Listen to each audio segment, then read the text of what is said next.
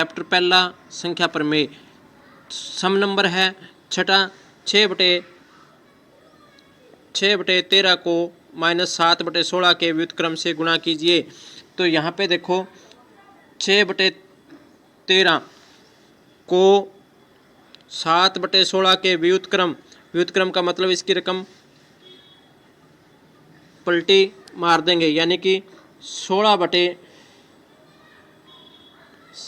और ये माइनस का है तो यहाँ आ जाएगा -96/91।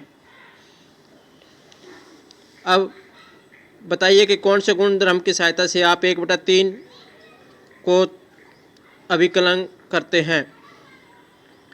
अब इसका गुणधर्म बताना है कि कौन से गुणधर्म की सहायता से आप इसको रूप में अभिकलन करते हैं। तो हम 1/3 गुणा में 6 गुणा में 4/3 को 1/3 गुणा में 6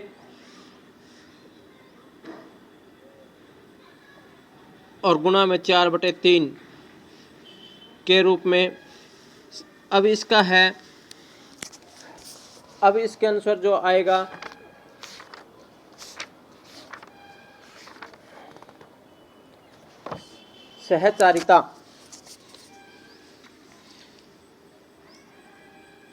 सहचारिता गुणधर्म। अब इसको काट लेंगे 3 दूनी 6। अब 3 दूनी 6। अब ये आ गया 8 एकम 8, 8/3 और यहाँ क्या आएगा बराबर 8/3। तो सहचारिता गुणधर्म के हिसाब से हमने इसको किया है। 8वां है माइनस के 1 सही 1/8 का गुणात्मक प्रतिलोम 8/9 है, क्यों अथवा क्यों नहीं। अब इसमें देखो कि माइनस का 1 सही 1/8, तो 8 एकम 8 और 1 9, तो माइनस के 9/8 आ गया। का गुणात्मक प्रतिलोम 8/9 है। गुणात्मक प्रतिलोम क्या है इसका 8/9। अथवा क्यों नहीं, क्योंकि इसका अनुस्वर जो है माइनस में है, इसका अनुस्वर माइनस में है, इसलिए इसका प्रतिलोम नहीं है। इसका प्रतिलोम प्लस में आना चाहिए। अब क्वेश्चन नंबर 9 3 सही 1/3 का गुणात्मक प्रतिलोम 0.3 है। अब देखो 3 सही 1/3, 3 तिया 9 और 1 3 तिया 9 और 1 10/3। अब ये कहता है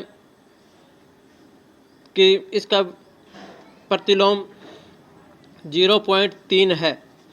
अब 0.